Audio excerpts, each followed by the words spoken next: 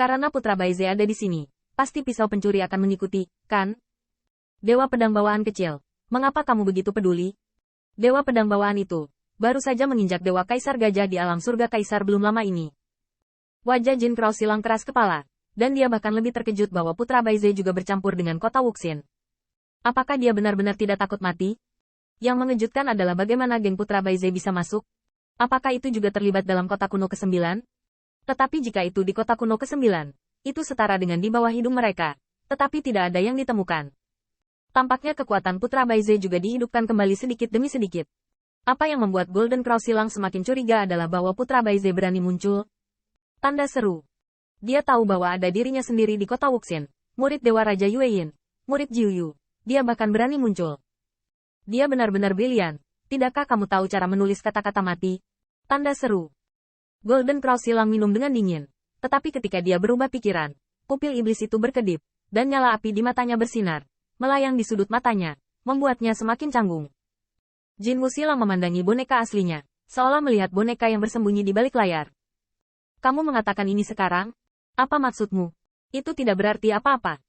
Tidak masalah apakah kamu bergandengan tangan atau saling menggunakan. Singkatnya, bukan begitu?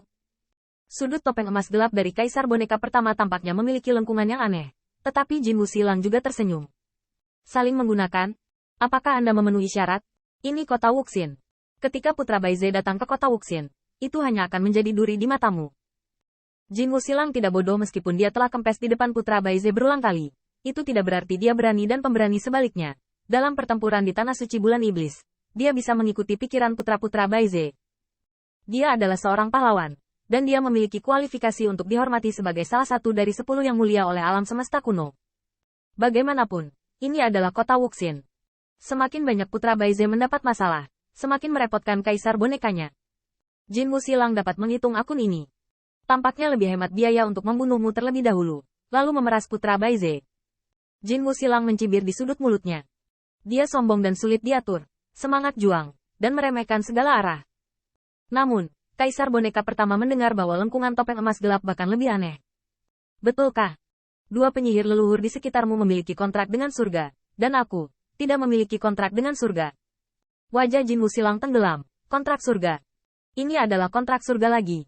Naga yang sebenarnya telah pergi. Tetapi kontrak jalan surgawi yang setengah dipaksa dan setengah diundang saat itu sangat membingungkan sehingga mereka sekarang. Jika bukan karena kontrak surgawi sialan ini, dia akan membunuh geng Putra Baize berapa kali.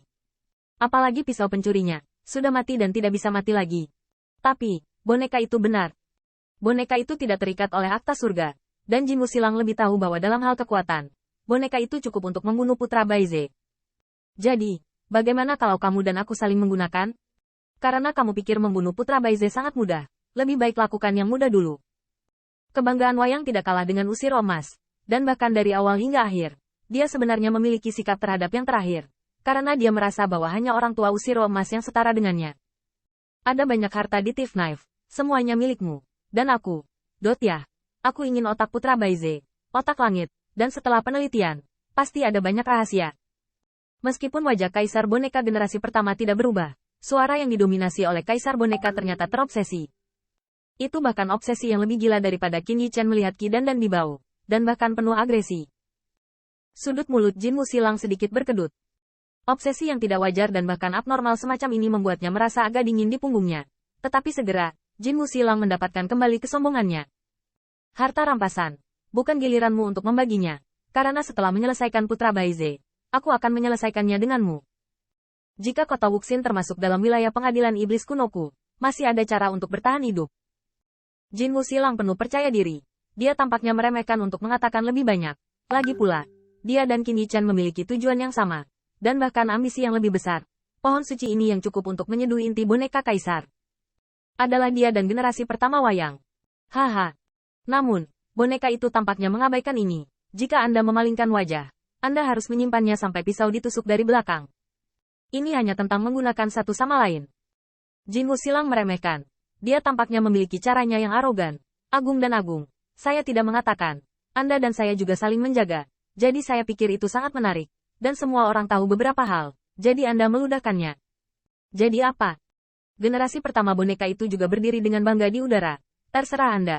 Tetapi Kaisar akan mengingatkan Anda pada akhirnya bahwa semua milik geng Putra Baize akan menjadi milik Anda, meninggalkan kepala keluarga.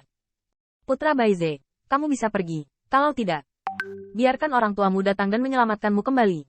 Tapi itu lebih memalukan daripada jika kamu pergi dari sini. Geng Beng. Setiap bulu emas sayap setan gagak emas silang sama nyaringnya dengan pedang. Dia sebenarnya memiliki skala terbalik, yaitu, orang berpikir bahwa dia mengandalkan ayah dan ibunya untuk memiliki ketenaran hari ini. Tetapi di hadapan Jinmu Silang yang marah, boneka itu tidak keberatan terus membuat marah sekutu sementara yang baru saja di bawah ini. Kaisar ini baru saja mengatakan kepada Putra Baize bahwa bahkan jika Raja Dewa ada di sini hari ini, saya tidak ingin memindahkan Kaisar. Kalimat ini dapat diberikan kepada Anda. Hah? Aku benar-benar tidak takut pada Raja Dewa. Apakah kamu perlu bersembunyi jika ingin bersembunyi? Jinmu Silang sangat menghina. Seolah-olah kalimat ini sudah digunakan sebagai bualan sok. Su Jiuyin sepertinya lebih banyak berpikir. Mata tua yang berlumpur itu sedikit menyipit, seolah ingin menembus sungai panjang ruang dan waktu. Tapi mereka tidak bisa melihat kelainan itu. Bahkan ketika Zhu Jiu dengan murung memikirkan betapa menakutkannya Raja Dewa, dia tahu dengan jelas bahwa meskipun Yang Mulia berbicara sedikit lebih belak-belakan, dia memang benar.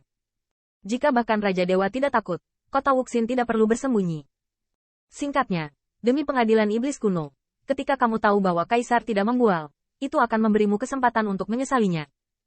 Jinmu Silang mendengus dingin. Kali ini boneka itu tidak terlalu banyak bicara, karena ia hanya perlu menyodok pikiran Jinmu Silang. Adapun mengapa begitu mudah untuk berubah dari pertempuran sengit menjadi kerja tim? Alasannya sangat sederhana. Karena, dibandingkan satu sama lain, dia dan Jinmu Silang yang paling ingin membunuh mereka adalah orang-orang dari Putra Baize. Generasi pertama Kaisar boneka melirik sedikit, wajahnya telah berubah menjadi topeng, dan pupil darah yang seperti kaleidoskop muncul di rongga mata yang awalnya kosong di topeng itu. Seorang murid Raja Dewa Yueyin, saya pikir tuanmu juga akan sangat senang. Apakah kamu bergandengan tangan dengan Kaisar terlebih dahulu? Begitu kata-kata itu selesai, sepotong cahaya bulan yang dingin di antara langit berkilauan, dan Yue Gaoge dan mereka bertiga bermandikan cahaya bulan. Ekspresi mereka dingin dan tegas.